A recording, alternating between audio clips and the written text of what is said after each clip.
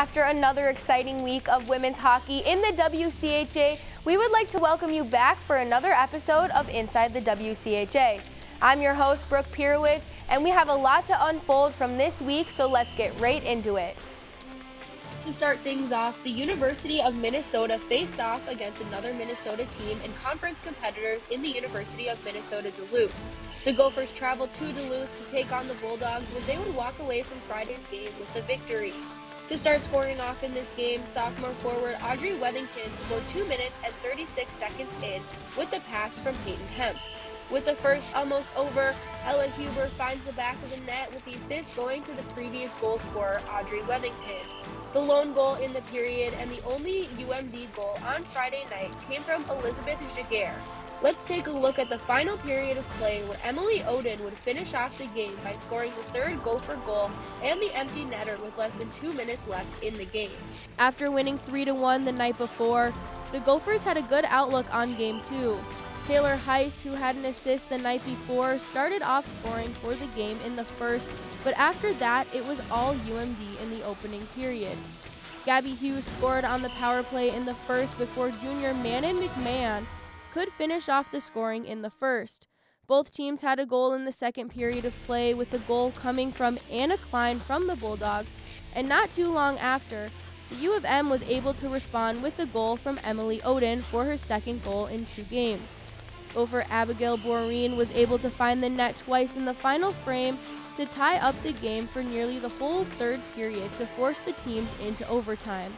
With 3 minutes remaining in overtime, coming off of a pass from Clara Van Wieren, Maggie Flaherty was able to find the back of the net, leading the final score at 5-4. Minnesota State, Mankato, and Lindenwood would face off in a non-conference game taking place in Mankato, Minnesota. Lindenwood would own the first period of play on Friday as goalie Annika Asplund would not allow any goals, and the team was able to score twice on opposing goalie Calla Frank, with goals from Mira Ryan and Sierra Burt.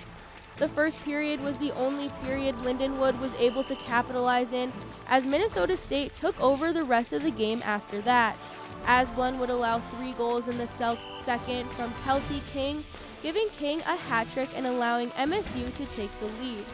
In the third, Charlotte Akovic would score with the assist going to the star of the night, Kelsey King, and if you thought she was done here, you're in for a surprise, as King was able to find the back of the net yet again for the 4th time in this game to give the Mavericks the win, with the score being 6-2.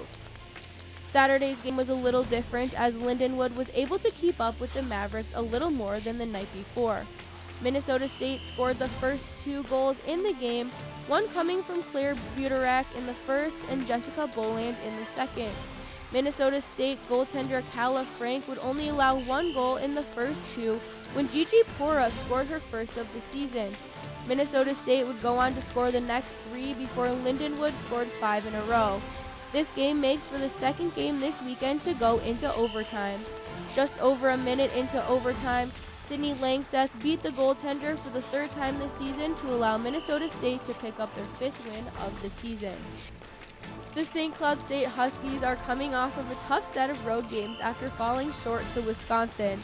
In Game 1 of the series, neither goalie let the puck find the back of the net, but after this, it was all Wisconsin.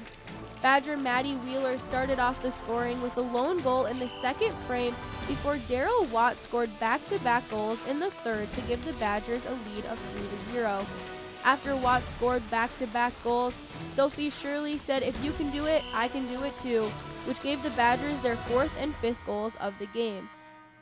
Sunday's matchup was not too different at LeBron Arena. Daryl Watts and McKenna Webster both scored 2 goals in this game, both having a goal in the first period of play and the second, which ended up being both of their 5th and 6th goals on the season. SCSU's Allie Cornelius scored the lone goal for the Huskies in period 1, which was her first of the season. Now moving on to the third, Casey O'Brien and Sarah Wozniewicz had the last goals of the game, leaving the final score of 6-1. SCSU goalie Sonia Hola stopped 39 of 45 shots faced in Game 2 against the Badgers. That is all we have for this week's episode of Inside the WCHA. Thank you so much for joining us. And coming up this week, Wisconsin will battle it out with Minnesota Duluth. St. Cloud State will take on their newest competitors in the University of St. Thomas. Bemidji State will travel to face off against Ohio State. And Minnesota State will travel to the University of Minnesota. Come back next week to stay posted on what happened all around the WCHA.